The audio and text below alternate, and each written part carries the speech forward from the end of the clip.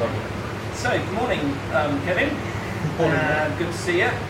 This is Mark Thomson for Dynasty Speak Online, and we're here at a bakery in Dunedin, talking with Kevin Gilbert of Gilbert's. That's right. Right. So, Kevin, how old is the business? The business here in this building is about 3.5, just coming up 4 years old, but we've been operating as a bakery now for 10 years. Okay. And how long have you been a baker? Long time. I did it straight from school, so I'm now 42. You don't have to tell me your age. And I left from school when I was 17, so I took a couple of years break in the middle, but it's always been in the kitchen, either in the bakery or in the kitchen. So also 25 odd-ish years, just under. Right. And is it difficult getting into bakery? I mean, why did you choose it? I fell in love with it. It's just something that when you've got flour, salt, yeast and water, and you can create all of these wonderful things as if by magic, that was what caught me. And it was just something that I was able to learn relatively easily. It stuck in the head, and I was lucky enough to have people very early on who were passionate about it. And that passion came through and we got stuck. Right. So what sort of training does a young person going into baking? Well, realistically, if you just wanted to work in a bakery, no training really whatsoever. Most bakeries will do what is required on the job. There are some that may require food safety certificates to show that you can handle food safety and you're not going to put anybody at risk. If you're wanting to become a baker officially, then you need to go through an apprenticeship. So you need to find a bakery that will take you on as an apprentice. It takes about 3 years to go through. You do block courses and distance learning and paperwork and the whole thing.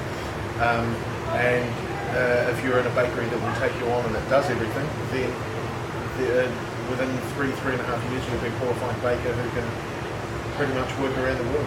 Wow.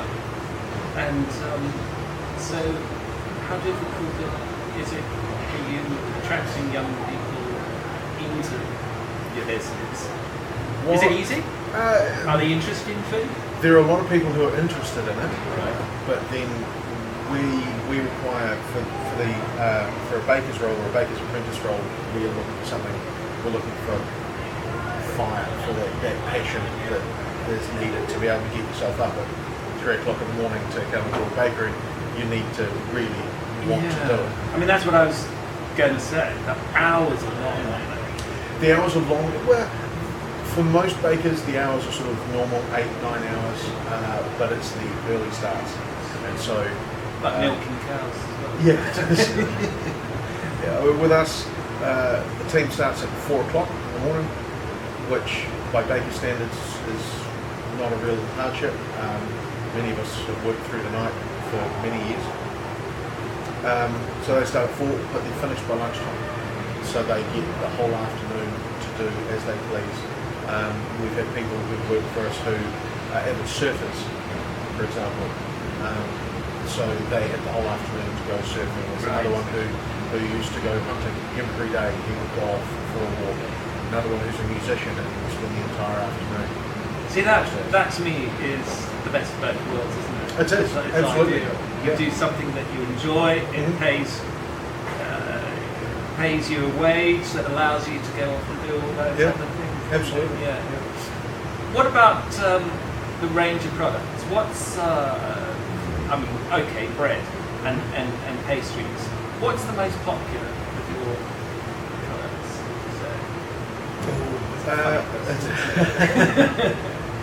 What sells the best, the most?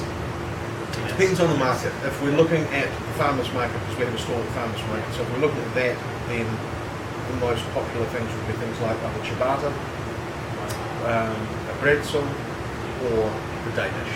A chocolate almond croissant or a mixed spice roll, they are by far the most popular thing that we do. If you're looking at the shop, it's normally things like things that are going to go either with a coffee, or for lunch. So the fillet rolls and pies go really well for lunch. But then you've got the Danish brownies, biscuits that go with the coffee. Right. Those tend to be the two. Okay. Parts. Well, actually, we'll go down into the shop in a moment Mhm. and take a look. I mean, this is my first time, surprisingly, to the shop. I mean, I've known you for as long as I've been in Dunedin. Yeah. Yep. When you Levita, wasn't it? It was. Yeah. Originally, the business, wasn't it? And but was it just a name change, or Well, was there a business? there was a shift? there was a business shift involved. Levito was what we used, and we were only using the farmers market. Yes. And when we moved in here, we were going to be much more than a bakery, so we were stocking a lot of New Zealand products, meats, cheeses, etc. So bakery didn't really fit into Levito bakery. But when we looked at it, most people recognised the Levito bakery for our gluten-free. So we just left the Levito bakery for our gluten-free brand, and then Gilbert's is everything else. Okay. All right. Our final question before we go downstairs. Yep. And this is something that I've always wanted to ask Craig.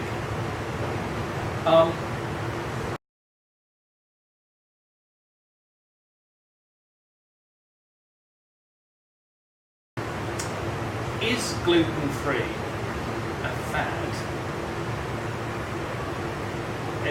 A fashion foodie fad? Or, I mean, I know that some people obviously have medical conditions, but what's your view on that? Or you don't have to answer it because we're on camera. That's fine. I say it, but for me there are three. There are three types of gluten-free. Yeah. There are celiacs, the people who are diagnosed gluten is harmful to them. Their body cannot process it, it will kill them. Right. There are those who are either diagnosed by a doctor or suggested by a doctor or self-diagnosed that they're gluten intolerant. And I do believe that for some that happens, that if you eat too much bread, whether it's the gluten or not, I don't know, but that you start to blow through the body. Yeah. And then there are definitely those fadders who think that gluten it's kind of like cottage cheese in the 80s. In the 80s, if you put cottage cheese on anything, it became a health food. Yes. Now, if you take gluten out of anything, it's deemed to be a health food. Yes. And unfortunately, the third category, the fadders, are ruining it in many ways for those who absolutely must have gluten-free. Because chefs and bakers, when somebody comes in and says, I'm gluten-free, more and more they're sort of, yeah, but are you? Yeah. Are you actually gluten-free, or are you just somebody who this week has decided that gluten isn't for them? Okay. Right. Cheers. Well, thanks very much for that. I've always wanted to ask the question, only because, and I'll see if I can fish it out for you on the weekend. A new study has been published from the United States, Right. and it basically has blown the lid on the gluten-free fad. Then gluten is fundamentally not bad for the majority of people. Correct. And they've got the science to back it up. Mm. So, but obviously, I think the thing with gluten-free is that, well, the celiacs aside, is that for many of them, when you start doing a specific dietary requirement diet, so gluten-free diet, you start looking at what you're eating more, you start eating less processed food, you start eating fresher food, you start eating more to the seasons, etc. And so therefore everything's better. yeah. Okay, well let's go down and have a Let's have a look.